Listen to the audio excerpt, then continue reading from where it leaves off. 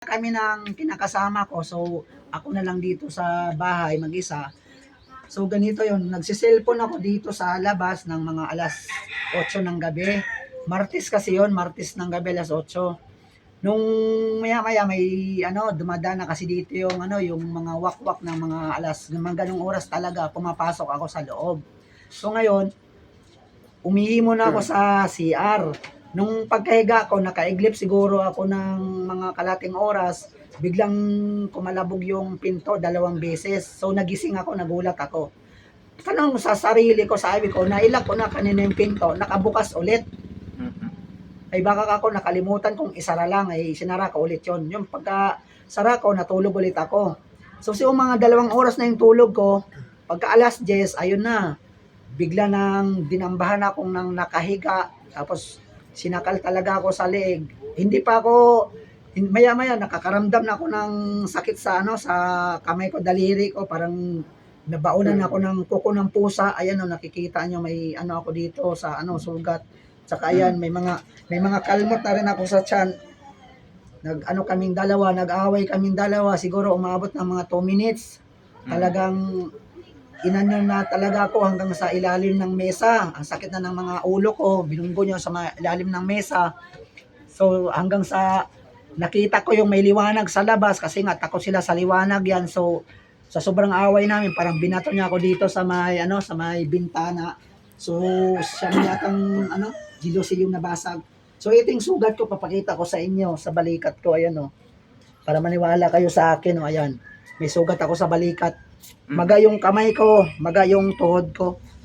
Tsaka sa kwento ko ngayon, hindi ako naggawa-gawa ng istorya kasi dito ako sa pabahay nakatira. Mahal ko yung barangay Fatima na to, mahal ko dito yung barangay na lugar na to. Kaya hindi ako gumagawa ng istorya lang. Tsaka maniwala kayo sa akin sa sinasabi ko sa inyo, dito sa loob ng bahay ko, dito mismo sa Fatima, dito talaga ako inano ng aswang. Anong itsura ng aswang, sir? Tsaka, hindi ko makita kasi madilim. Yung pakiramdam ko lang, yung parang lang siya, parang bata lang na 3 taon, pero hindi mo mahawakan sa sa mga kamay, madulas talaga yung katawan, madulas. Parang siya? Madulas talaga, parang tao rin siya, anyong tao? hindi, wala lang akong makita kasi madilim lang. Pero yung maamoy mo, yung baho. Mabaho? Mabaho lang talaga yung amoy. Maamoy mo sa kanya yung baho ng ng langis. Gaano kalaki? Mga parang bata lang, mga 2 taon lang siya na bata. Baka na, malaking pusa lang o hindi hayop? Hindi pusa. Yung kamay niya talaga, iba talaga yung kamay niya, malakas. Malakas talaga. Sumigaw nga ako ng saklolo. So hindi siguro nila masyadong marinig kasi may nagiinuman sa labas. So medyo may sound pa sila. Doon ako nakatakbo sa kanila kasi maliwanag doon. Hindi na ako nakasindi ng ilaw doon nga. Kaya dito nga binato sa may sa may bintana. Galing ka sa loob? Galing ako sa loob, dito niya binato sa labas. Kaya nabasag yung jealousy? Oo. Nag-away kami, mga 2 minutes yung away na. Tsaka hindi ako gumagawa ng kwento Hindi ka lang. lasing? Tsaka siya nga pala, shout out na lang dyan sa mga sa mga nagko-comment sa akin, sa mga nagbabas sa akin ngayon na naman. Mga brad, hindi ako gumagawa ng istorya. Kasi nasasabi nyo yan sa akin na baka daw Content lang daw. kulang lang daw ako sa sa sipa ng Red Doors, saka kulang sa pulutan. So kung gusto mong matulog dito, matulog ka dito sa bahay ko, huwag ka rin magpailaw. Nasabi mo yan, di nangyayari sa buhay nyo.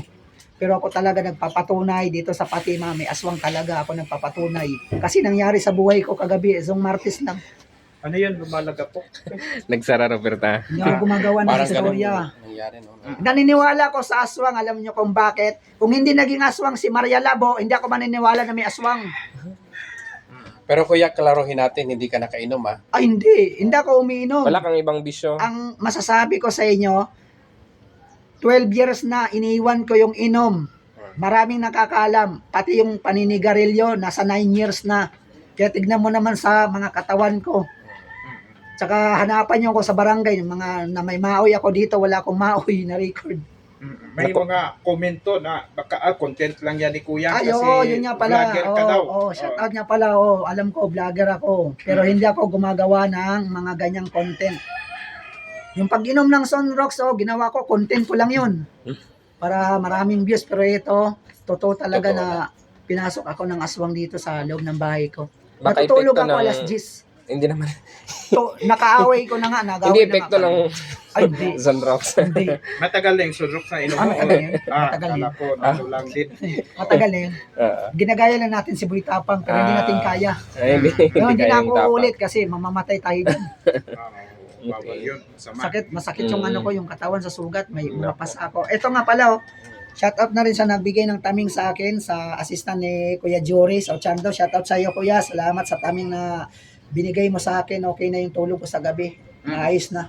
Taming yan, icon sa Tagalog, panangga. Ito yung panangga ko sa mga masasamang ano. Sino nagbigay niyan? Loob. Nagpalbularyo kayo? Yung, opo, assistant ni ano ni Kuya Jory, yung manggagamot sa Ochando. Mm-mm.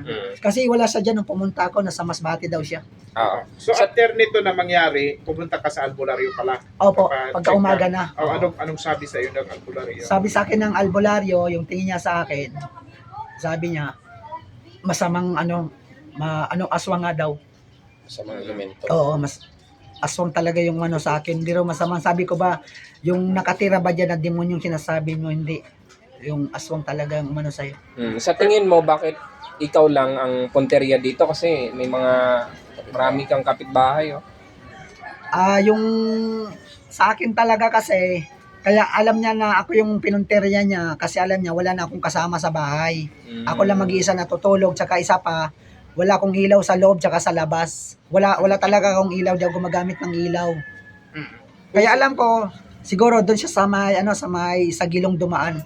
Baka nang tigbaliw sa pusa. Kasi secure naman yung area mo, no? Ito, kung sabi mo dito ka lumabas. Dito Dito sa ako binato. bintana na ito sa likod mo. Oo. Tapos nakita ko dito sa loob, parang walang daanan. Saan umagi yung one? Dito yung sa suspect?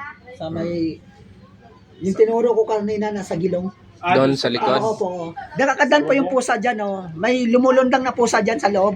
Tumatalon talaga yung pusa dyan sa loob. So, ibig sabihin, nag-anyong pusa siya? Siguro, yun. Para makapasok. Para lang makapasok. Doon, dumaan, yung sa may gewang. Doon umagi? Doon sa taas na yan, sa Sa likod. taas. Dyan Oo, dumaan. dyan dumaan sa taas. Nangyari na yan sa amin dito sa harap-harapan. May pusa na tumatalon talaga dyan kahit may live-in partner pa ako dati dito. Oh, so Pusa hindi, na mga itim. pero yung pag-atake ng aswang sa'yo, first time. First time yun, yung gabi na yun, Martes yun, first time yun. Ikaw lang naka-experience siya dito. Oo. May iba pa.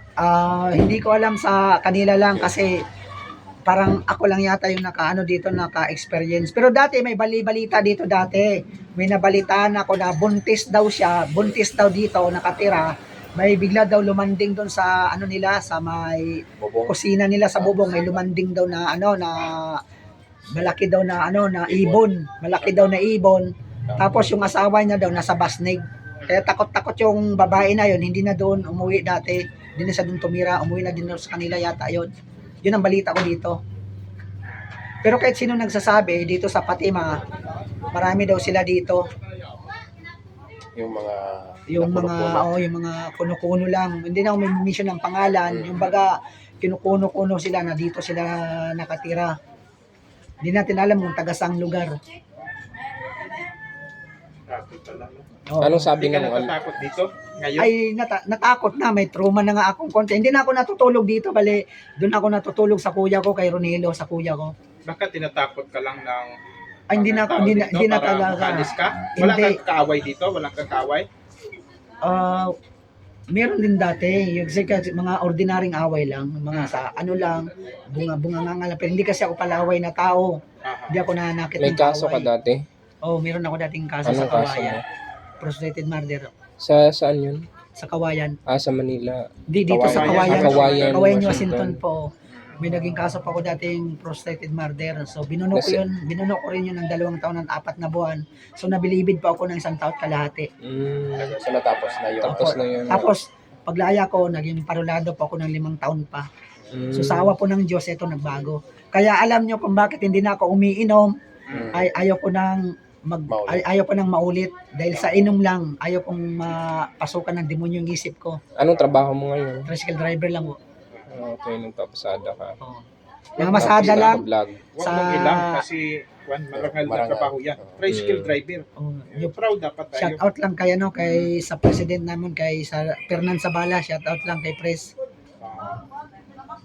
So paano ngayon yan? Paano ang Bale, hindi na ako dito sir, nakatira doon na lang ako sa kuya ko kasi kahit may ilaw pa dito, pinipilit ako nila na dito matulog. Ayoko na matulog. na-trauma? Kasi ayoko nang maulit yung nangyari. Ayoko nang maulit. Naranasan ko na kung paano makalaban ng aswang, papatayin talaga ako. So, aswang talaga yung pagpatay mo. Aswang talaga. Oh. Pwede mo bang ipakita sa amin paano nangyari yung pag-atake sa iyo? Oh, pwede. Mo. Oh, sige. Sige po.